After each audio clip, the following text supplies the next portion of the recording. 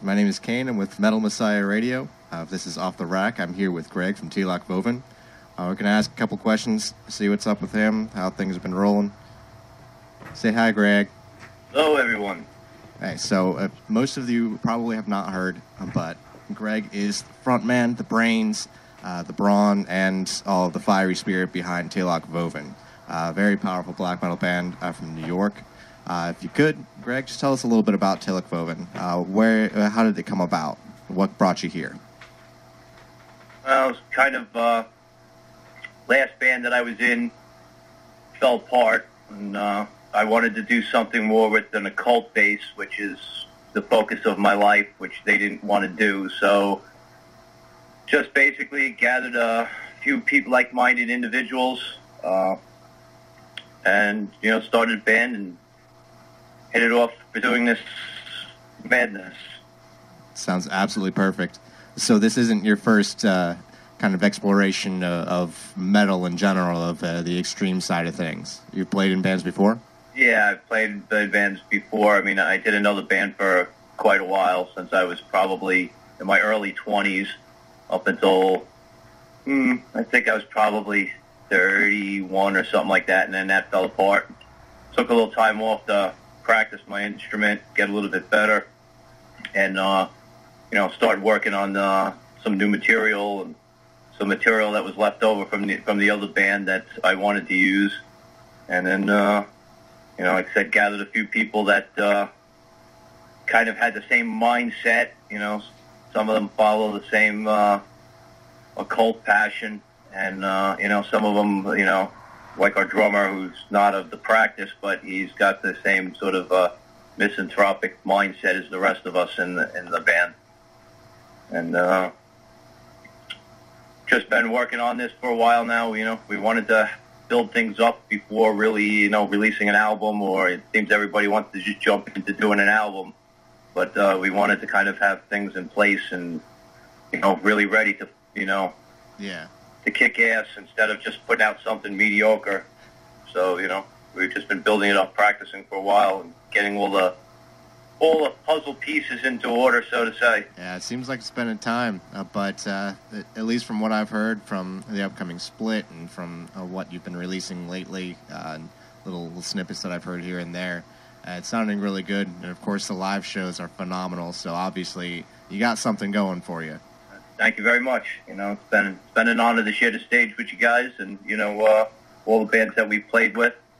It's been good. It's been a lot of hard work and a lot of craziness and madness. But always, it's all been worth it. Well, that's good. Wouldn't have it any other way.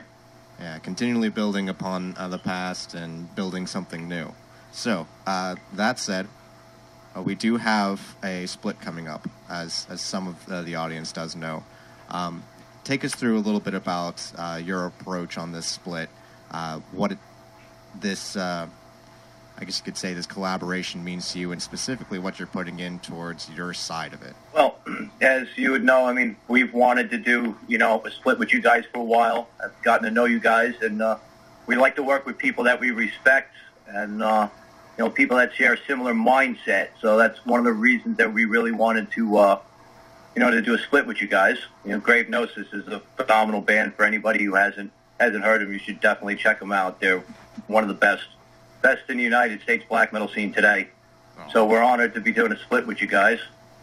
And we wanted to put this one particular long song on there that's going to be even in a longer format on the album, but it was basically to work out the ideas for the song, because the way we do our vocals are a little bit crazy. There's actually 38 tracks of vocals on this song. 38 tracks? Jeez. 38, yes. So, we kind of wanted to have a pre-production demo for the album, so when we could go in and do the album, it wasn't like spend all this time trying to put the pieces in place. And it just, this song kind of has, the song that we're doing is Treatise on the Left Emanation, is kind of like, it's got everything that, that is in Teloch Vovin, from our black metal to, little touches of death metal to our, our ambient side, a little bit of doominess to it, a lot of atmosphere. So it kind of just seemed to be, like a cornerstone song for us to, and the right song to put out and put on a split. So, Definitely. we're really looking forward to finally having it see the light of day. It's been a long road, as you sure know. Definitely. So, Several years in the making thus far. yeah, definitely. So, but hey, the best comes to those who wait. So with this, this is going to be released on vinyl. Is there anything particular that you're doing differently with this version as opposed to, as you said, there's going to be a version done for the album as well? Yeah, the album version's got, if anybody had our rehearsal promo, this is in an instrumental format on that release. And it's got an ambient intro to it. That will be on the album, and there'll also be an ambient middle piece, to the track. So, we kind of left them out to make it, a little bit different for the split, between the split and the album. And, this was actually the music part was recorded when we did our Further Down the Tunnel EP. We'd been wanting to do the split for a while, so we recorded it when we were in the studio then.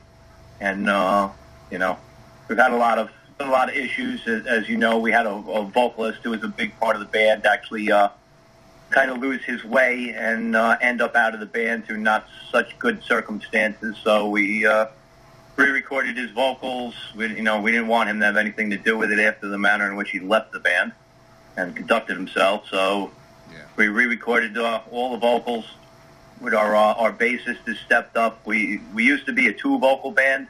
We're still looking for a second vocalist, but our bass player, Joe Sata, took over all the vocals, and he's come a long way. So, it's tracks come out, pretty good. We're waiting to record the full length, and, we can't wait to see how it turns out on the full length, too. So very good. Don't be modest. It's sounding awesome so far. And it's good to hear that Joe's stepping up, kind of expanding his role and everything like that as well. He is a very powerful performer as well. Those that have the ability to see Teloch Vovin on any of the upcoming shows, or may have seen them at Rage of Armageddon Festival, trust me, you'll know as soon as you see it. It is a once-in-a-lifetime show. But the Rage of Armageddon was very interesting. We used 2-year-old blood for the show, and there was maybe like 5 or 6 people at the front of the stage, and then everybody else stood about 25 feet back because nobody would come near the stage. It, the smell of death was overwhelming, and most people, so though they say they're into black metal or this, that, or the other thing, when they're really confronted with it, they kind of stand back a little bit. So it was very interesting to see those that soaked it all in, and then those who kind of stood to the back and watched from afar. But it was a very powerful set. It was a good show. Very good. I'm really sad that I missed that one. I really wanted to make it up there for that, but we'll be able to see each other again very shortly, actually, on the 6th of June. We'll be playing together with Nightright and Tomb at Lucky 13 Saloon as they kick off for the By Moloch's Light tour. I'm really looking forward to it and seeing how everyone's progressed, and once again, of course, checking out Teloch Vovin's show. We're looking forward to that show. Again, like I said, it's an honor to share the stage with you guys. So all the bands that are there, Nightright's a phenomenal band. So they're another really great up-and-coming band. So, it'll be a good show, and a lot of people know Tombs. They do a lot of different formats to the band. So this will be interesting to see what sort of incarnation we see at this show. Definitely. So speaking of Tomb and the different formats, as well as your different approaches on the Treaties of the Left Emanation, Teloch Vovin has been releasing a few tracks just over the past couple of years on the Solstices and Equinoxes, if I'm correct, just drone ritual ambient tracks. Could you describe a little bit what the purpose for that is? Because I know a lot of people that are into black metal, as you said, they say they're into it, but they don't really get into it. They don't really understand it. So what is it that what purpose do these hold in the total sense of Teloch Vovin? Well, the idea behind them is we're working on 2 black metal albums that are conceptually based. And then we're working on these tracks that you're talking about. Are called the Psalms of Chaos, and they're an expansion of the ritual ambient, black ritual ambient side of the band. That's in some of the black metal tracks, but we wanted to experiment sort of outside of the framework of our more straight ahead, well, if you could call it straight ahead black metal, because nothing we do is really straight ahead. But we just felt the need to explore other avenues, and we released 10 of them digitally, and the 11th one is going to be released on the actual. It'll actually end up being a double disc, but all 3 albums are going to have 11 tracks for a total of 33 tracks, representing the 11 inverse Sephiroth and the 22 tunnels between them. So that's basically the concept. With Teloch Vovin is basically a left-hand path middle pillar ritual, uniting the creative and destructive aspects of the left emanation.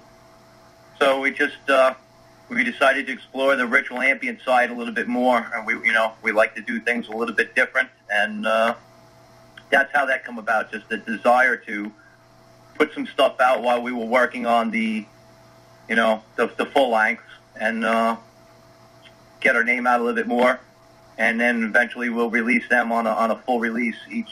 Each track comes with a special piece of artwork just for the track, and they're all different little concepts along the way. Each of them interrelated in a way, but not tied necessarily together. Yeah.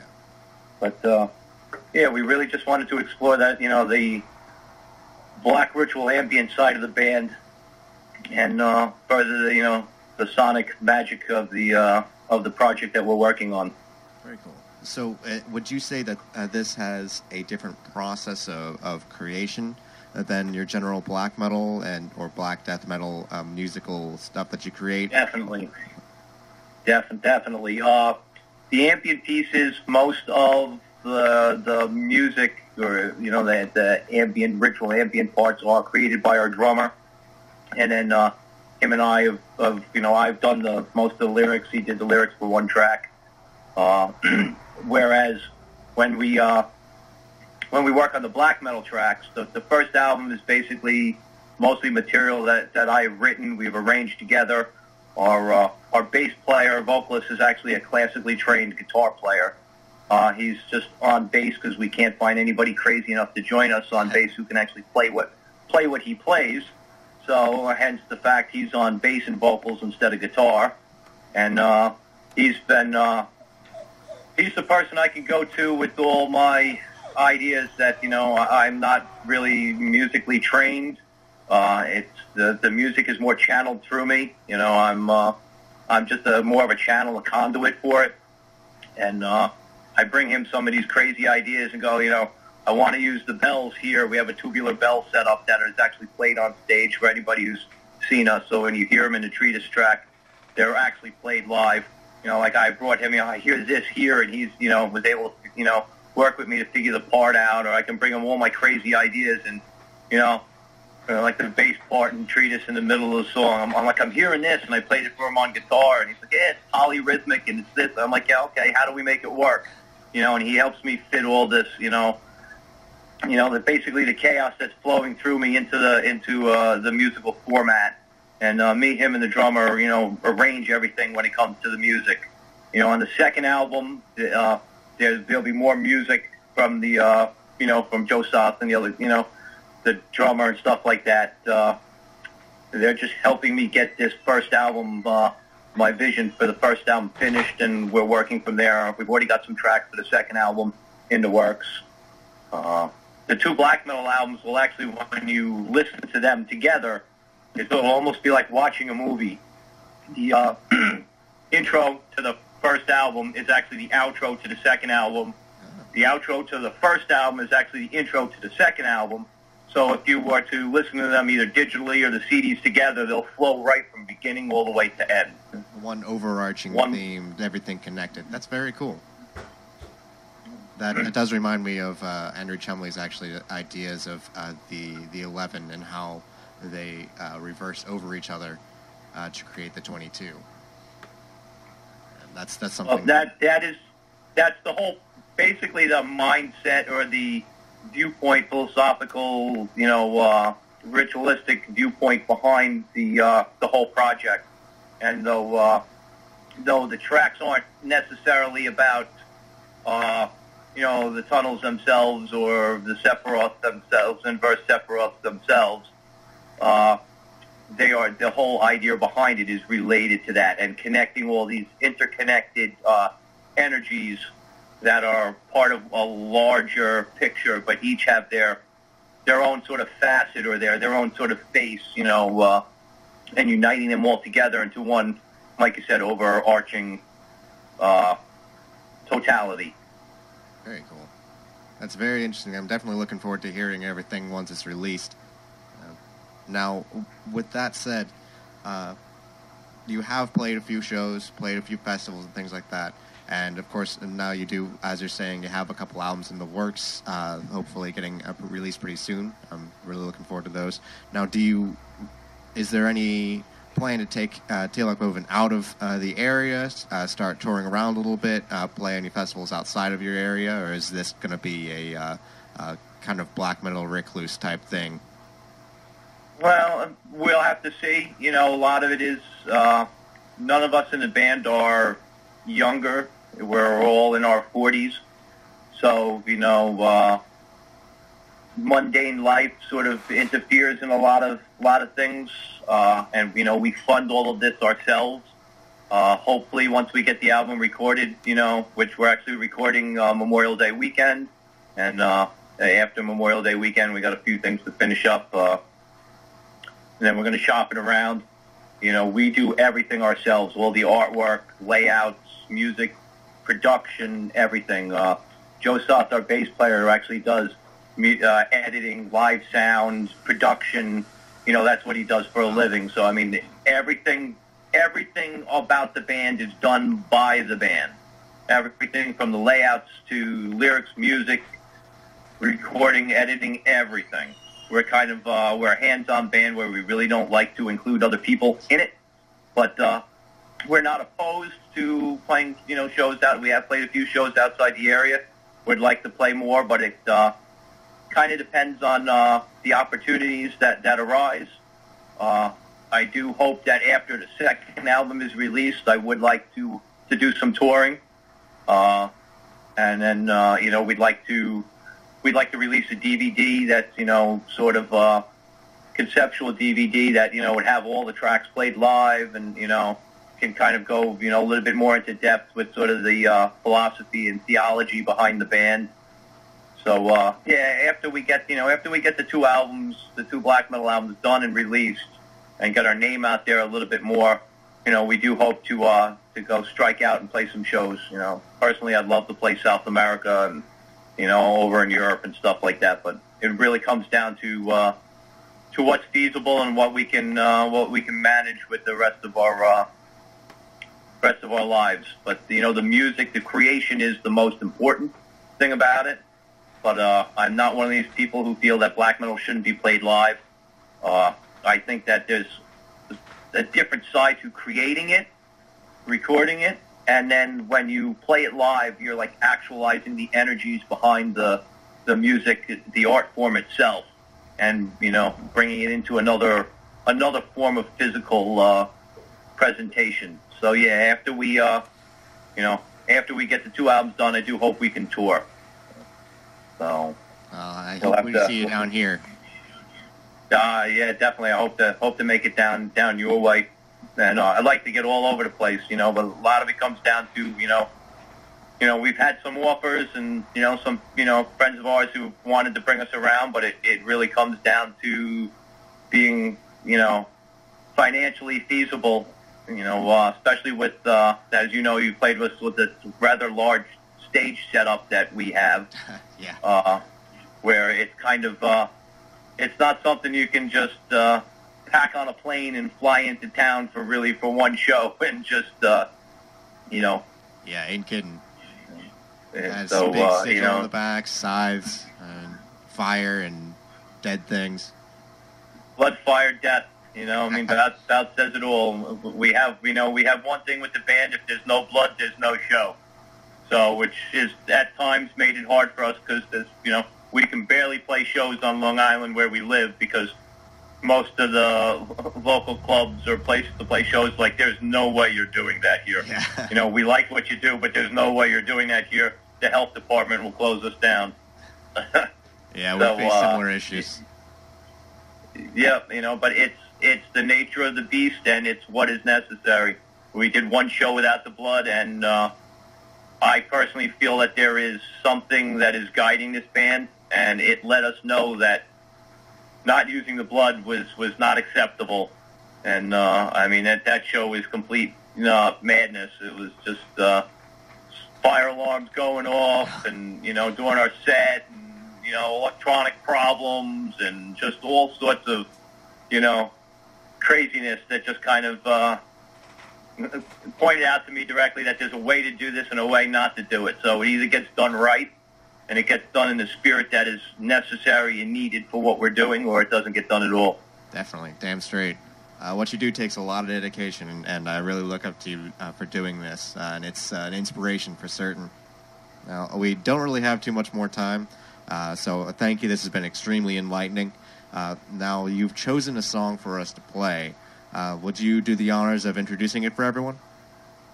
Yes, this is a song off our Further Down the Tunnel EP. It's this one was actually written by our bass player, Joe South, and it's called Vina Cava.